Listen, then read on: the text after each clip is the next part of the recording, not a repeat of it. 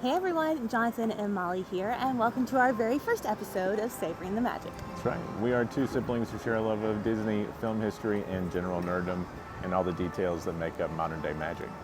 That's right, and since we live here in Orlando, what better place to introduce ourselves than our favorite Orlando park, Epcot. That's right. We're going to share a lot more about the channel and kind of what we're going to be covering and more about ourselves and all that good stuff. But, you know, we should really say hello to the Phoenicians. It's true. What better way to start a trip? That's right. Come with with us.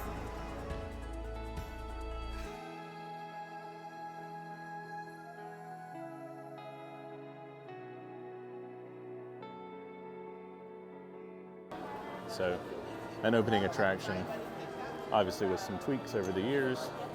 Also one of the few places on property that still smells like the 1980s. Yes, that is actually what that smell is, 1982. In the best way possible. Mm-hmm. Also, one of the best murals still here on property. Now that Horizons is no longer with us. Yes. It's a classic. Very much. And off we go. Yes. To the past. To the what? To the past. Did not hear that word. That's cool. That's cool. Yes, off we go to the past. Off we go to the past. And we'll see how terrible that photo looks. Yep. So close. So close. Thank you. Thank you. Thanks very much. Keep up the great work. One of my favorite animatronics is approaching.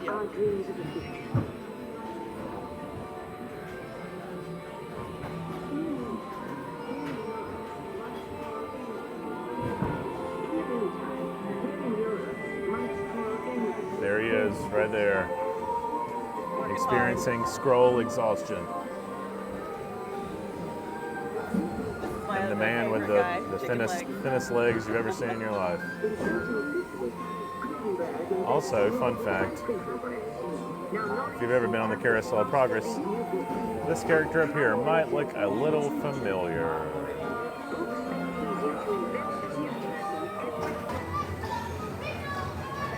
I don't really have a rational reason as to why, but this kid always creeps me out. Yep.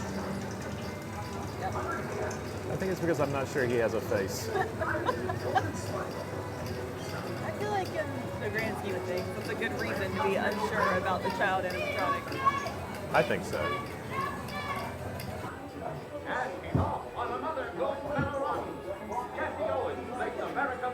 And it's here in movie news.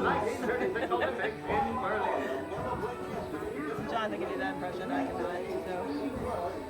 Jesse Owen wins again in Berlin. This kid also kind of creeps me out. Pigtails. I think there's like an Exorcist vibe. I think that's from. I have. I'm expecting her to spin around at me, but she never does. Thank God. Although, can we say one of the unsung parts of this ride are the beautiful backgrounds. Totally. Hand painted. It's easy to overlook them, but they're fantastic. They are.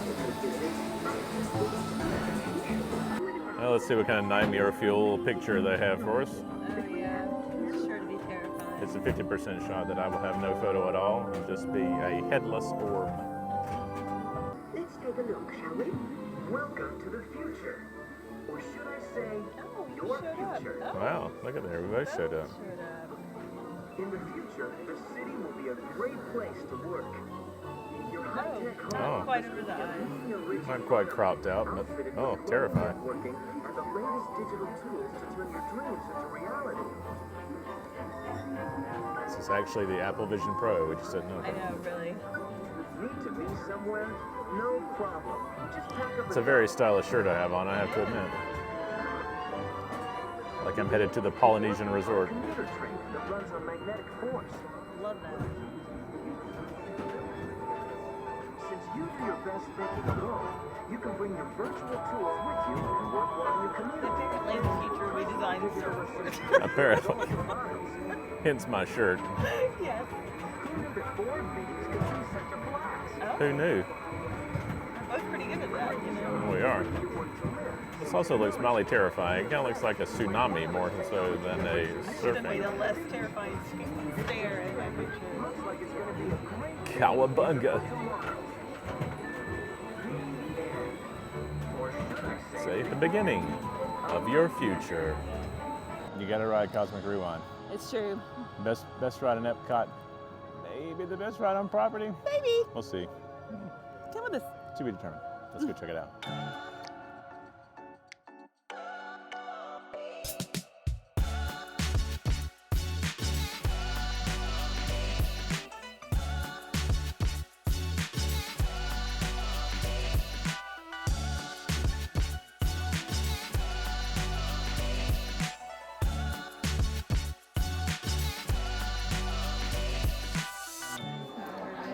So now that we've said hello to the Phoenicians and the Guardians, we can fully introduce the channel to you guys.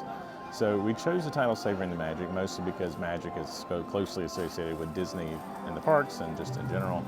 And also filmmaking is its own kind of magic, so it kind of all fits on theme for us. Yeah, absolutely. And perhaps the greatest inspiration for the name of the channel is a quote attributed to the man himself, Walt Disney, which is that there's no magic in the magic, it's all in the details. And we could not agree more if we tried, to be honest. In the parks, in films, in so many aspects of life, the magic is really found in the details, so that is going to be the whole basis for our channel. That's true. And so for this first episode, we're kind of going to dive into some of our kind of favorite small details, or kind of, some cases bigger details. But details nonetheless, to be found in Epcot. That's true. So I'm going to start, since my first one is Spaceship Earth. Yep. One of my favorite attractions. Show Spaceship Earth. There she is. Oh, there She's beauty and she's grace. So many people may not know that Spaceship Earth is actually made of two spheres. The inner sphere is a thick rubber membrane material that actually seals everything. The outer layer is made up of 11,324 individual triangular panels made of an aluminum alloy. Each one is a custom fit. And actually the backstage corridors of Spaceship Earth are like extremely complex. The maintenance workers have had to like draw their way around it so that they like have breadcrumbs to get back to where they need to go. And while we do love a good Starbucks, when in Epcot or Disney in general, we usually gravitate toward Joffrey's. Joffrey's is the order of the day, especially right now because they have pumpkin coffee, and that's the way it goes, guys. And when you walk 5 or 6 miles in a day, you know what? We splurge. Yep. All right, coffee and tea in my case is secured. Caffeine, whatever. Much needed. So we're gonna go into Connections Eatery here for just a second for some high quality air conditioning. And one of us decided that she wanted a hot coffee, even though it's 1 million degrees outside. So correct. Here we are. So my next fun fact has to do with the attraction behind me, Test Track, which replaced World in Motion in March of 1999. It's one of the fastest attractions at Walt Disney World, and indeed any Disney park, reaching speeds of 65 miles per hour. Originally designed as a General Motors testing facility, rebranded in 2012 with a sponsor as just Chevrolet, and made more of a modern Tron-esque type attraction. My little known fact involves the cars you actually ride in. They have the equivalent of 250 horsepower, as one speeds behind me now. They're made completely of a composite material, and the 3 onboard computers actually have more processing power than the space shuttle, which is pretty incredible for a 25-year-old attraction. And the fry basket is a very popular option here, looks like. To be fair, everything there looks delicious, so. That's true. And the refreshment station is open after being closed for I don't even know how long. Oh, can we also talk about how good the fry basket smells? Yes. What? It's a view that never gets old right there. I'm not really trying anything in this booth because I'm trying to watch what I'm eating, but I approve of anything that has more Muppets. Especially Beaker. And Dr. Bunsen Honeydew.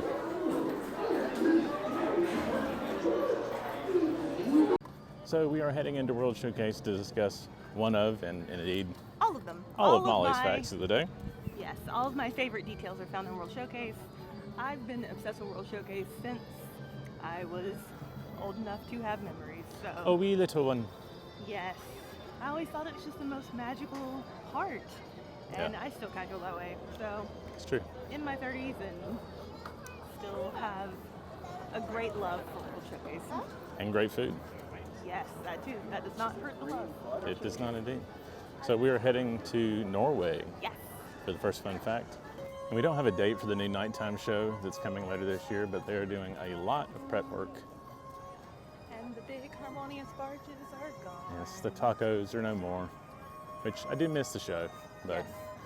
excited to see what they are bringing to us later this year. Yes. Whenever you come over here to the restrooms in Norway, you might notice that the restrooms are like not quite the same architecturally wise, and there's a good reason for that. Because the bathrooms were actually originally designed to be part of Denmark, and then whenever that pavilion didn't happen, they stayed where they are, and they are now included as part of Norway. But you can tell. Jonathan's Bonus. favorite detail. That's right. So some of my favorite details revolve around the Stave Church in the Norway Pavilion, which houses the history of the Norse gods with items on loan from museums across Scandinavia. It has a prominent placement in the pavilion, which is not just a coincidence. Stave churches were key components of their villages and were often placed at the center of practically every little town and village in Norway. There's a tradition in Norway of using wood in artwork as well as construction, and the Stave churches are a perfect example of that. Their decoration is typically a fascinating mix of both Christian and Viking symbolism. There was once over 1,000 of these churches dotted across the country, but since the Middle Ages they've started to disappear, probably because they became obsolete as time went on. And now there's only 28 of them left in Norway. And honestly, they're some of the oldest wooden structures currently in existence. So notice how the wood looks super distressed and aged. And if you go around the entire church, you'll notice that. And it's intentional because this is supposed to look like it's been here for centuries. Another fun little detail about the Norway Pavilion, this used to be home to the Maelstrom attraction, which sadly is no longer with us. But you can always spend 85 minutes saying hello to Elsa. And Olaf. And Olaf. And go backwards in a boat. So Also that. priorities, you know? If you're looking to hit this, come here straight away in the first morning. Hit it early or late at night. Or late at night, yes. So we are approaching one of my favorite pavilions, the Germany Pavilion. More specifically, the caramel shop. There is more to that pavilion, but which part of the pavilion we are most fond of. What else more do you need, really, than the caramel shop? We're going to walk in here in just a minute and give you a little rundown. Although personal recommendations, the butter bar. If they have the gingerbread sandwich cookie, they don't always. So but if they do, aware. you should just buy 2 of them. Yeah. Because the first one will not last very long. But don't eat it all at once because you will get sick. It is Yes, sweet. 100%. But it's so good. So good. In case you didn't know you were in the Germany Pavilion, the music will help you out. So as you come into the land from Mexico side, this is the caramel shop. To also help you identify the Germany Pavilion, if Snow White is out, you're here. That's true. She's right over there in the corner. Where she often is these days, actually. Meeting at the wishing well. That's right. So let us go inside.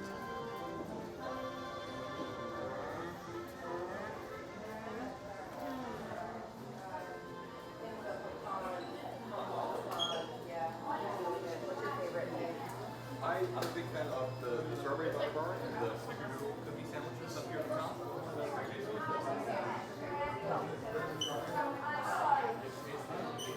So in case it wasn't obvious, this is a Werther's Original store. So any sort of Werther's Original product you would ever want. So one of the best things about World Showcase in particular is the staggering amount of detail. I mean, I think we could probably do 3 videos just on statues in the Germany Pavilion. Yeah. And who knows, maybe we will. Maybe Stay we will. tuned. If that's the content that you enjoy, let us know. In the comments. One of my other favorite little details revolves around the American Adventure building.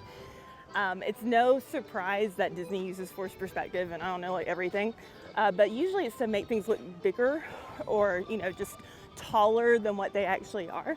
The American Adventure Pavilion is one of the few instances where they're actually doing it to make it look smaller than what it is. So this building is actually like 5 stories tall, but you know, colonial America, 5-story buildings were not really a thing, didn't really have the resources for that. So instead, they make it look like it's 2.5 stories tall. And they do that through some really cool little details. So we're gonna go show you. One of the easiest ways that they do this is by utilizing larger doors and windows. And also the windows get relatively larger as you move higher up the building. They also ran a false layer of bricks above the first story windows to falsely imply a break in the story. The architectural details on the roof are larger than would be period appropriate to conceal the extra height. And all these boxwood hedges are placed along the base so guests wouldn't see where the building actually meets the ground. So really it's just to trick your mind and believing that this building is not nearly as huge or as tall as it actually is.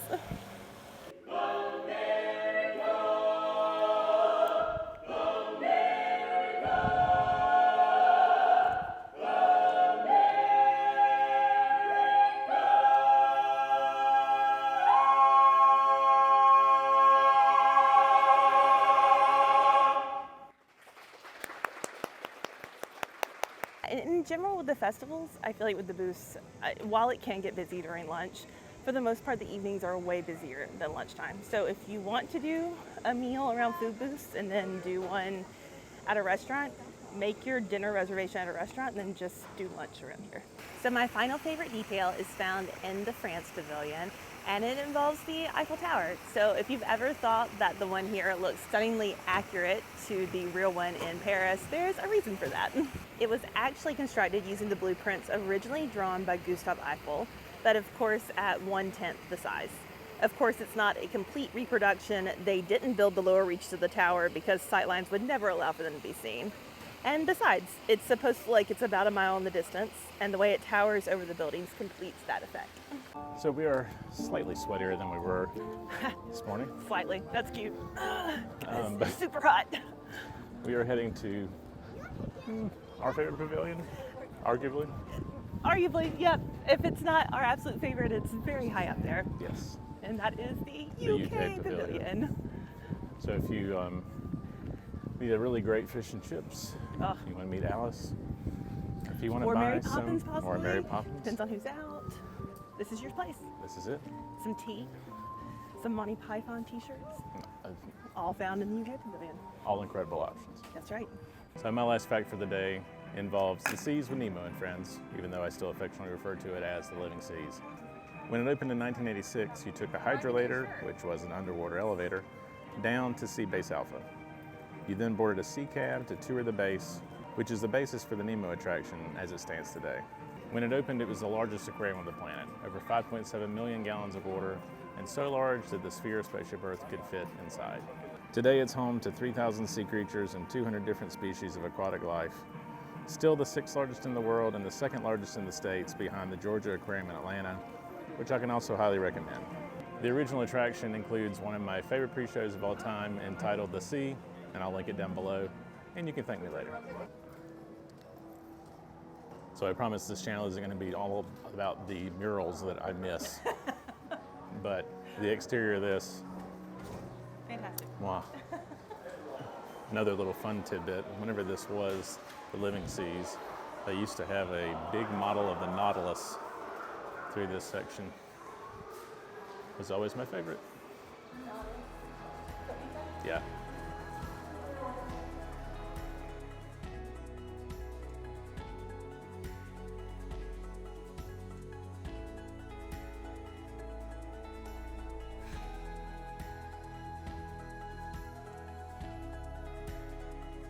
Thanks for joining us on our excursion today.